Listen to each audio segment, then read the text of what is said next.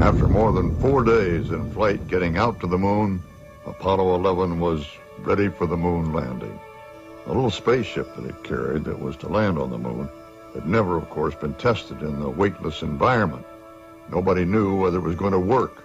This was really the moment of truth. Manual attitude control is good. We're go. Same tight. We're go. 2,000 feet. 2,000 feet. Into the ag. 47 degrees. Roger. We at CBS had cameras all over the world waiting to record people's reaction to the success or that possible failure of the mission. 1,200 feet per second. You're looking great, Disneyland in California. Small television sets are now becoming commonplace at bases in Vietnam, no matter how remote. And the GIs have been following Apollo just as they would in the United States. At 2:47 in the afternoon, Mr. Pease Ellington had decided to spend the rest of his day watching Walter Cronkite. People from all walks of life, all corners of the world, had come together to watch that historic moment. There was much to thank God for, and I prayed for the men going to the moon too. Now, we didn't have any images of this part of the flight, that is, the actual landing of the LEM. So, with NASA's help, our CBS animators very cleverly had created a whole film that showed second by second exactly what was happening in that lunar module as it touched down. At the precise moment, as the module approached the moon, we began running that animation. We knew that the final thing that was going to happen would be that this green light by the door would go on, indicating touchdown. There was just one little problem we had there. Neither the NASA engineers who helped us with that animation, nor anybody else at NASA, including the astronauts on the way down to the moon, had expected that cloud of dust that their rockets raised. They knew there were going to be some, but not so much that they really couldn't see through it. It was really a life-threatening matter in the module. Armstrong couldn't see where he was going, but he had to do some maneuvering. With that landing fuel almost gone, he made that command decision. He just had to move sideways to get out of the dust storm. Well, our animation, you see, was still running while he was making that decision, spending a few extra seconds to move the LEM. Well, suddenly the arrival lights go on in our animated module. The LEM is down, according to CBS. Millions of people, I suppose, around the world now are cheering the successful landing of the LEM. But that was our animation. Actually, on the moon, Armstrong's still 50 feet up, and he's in big trouble. It took him 40 more seconds with his fuel running out to get down on the surface. And most of us, well, we choose not to remember how CBS News landed on the moon nearly 40 seconds before Neil Armstrong. The moon landing, for a very brief period, sort of restored the national confidence, and I think was one of those moments that brought us together, at least briefly. Yes. It was maybe the last time. Do I want to say this? I'm not sure. I haven't thought about it. But I'm going to just guess it was certainly very close to the last time that the country ever just came together and felt good about ourselves without reservation. Without question, I agree with you 100%. 30 feet down, 2.5. Picking up some dust. 30 feet, 2.5 down. Straight shadow. 4 forward. 4 forward, drifting to the right a little. Down a half. 30 seconds forward, just.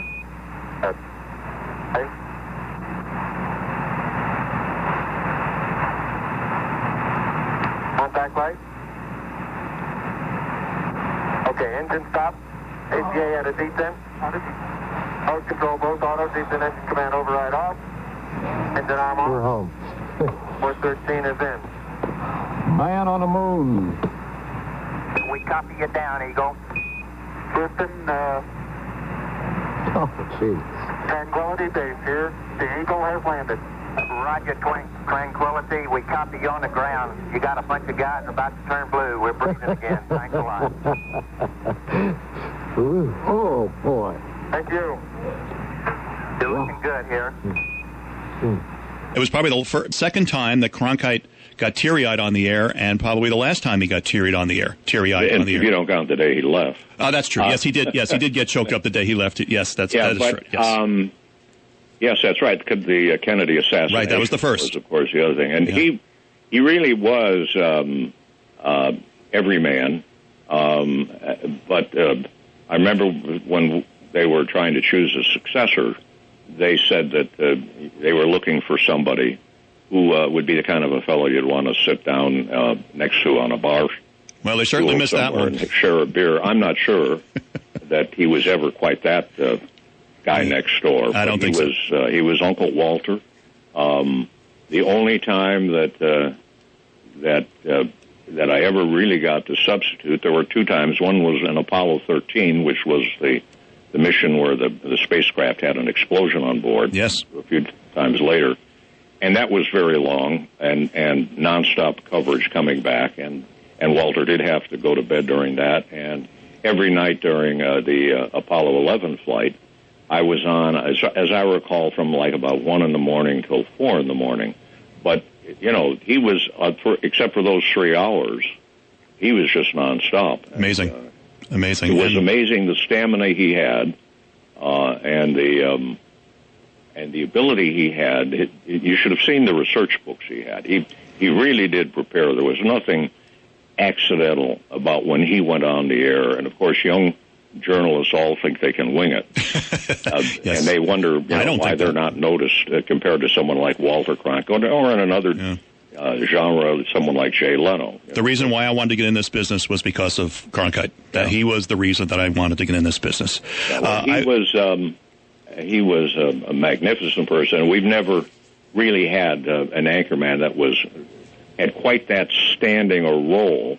You know, Huntley Brinkley were certainly popular. Yes. But they did not have the same authority, I think, inside people's minds as Walter did. Absolutely. Lyndon Johnson famously said, if I've lost Cronkite, I've lost the world. I've lost the election. Special from Vietnam, which I was also fortunate to work on, that if I've lost Walter, I've lost the war. Right.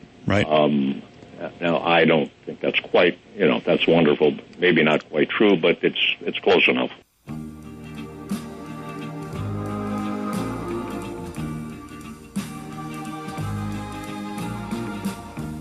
Streets full of people,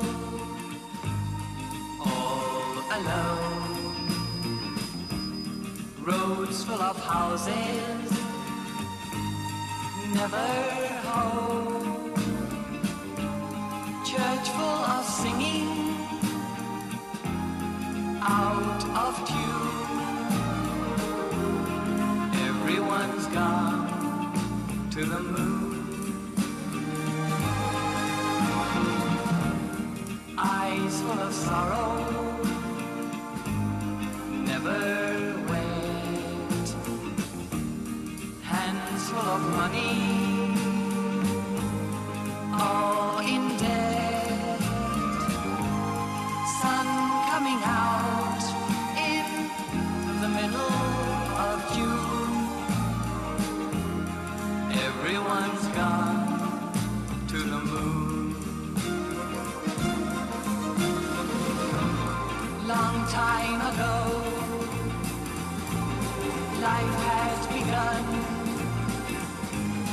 Everyone went to the sun. Hearts full of motors, painted green. Mouths full of chocolate, covered cream. Arms that can only lift a spoon. Everyone's gone to the moon. Everyone's gone to the moon. Everyone's gone to the moon.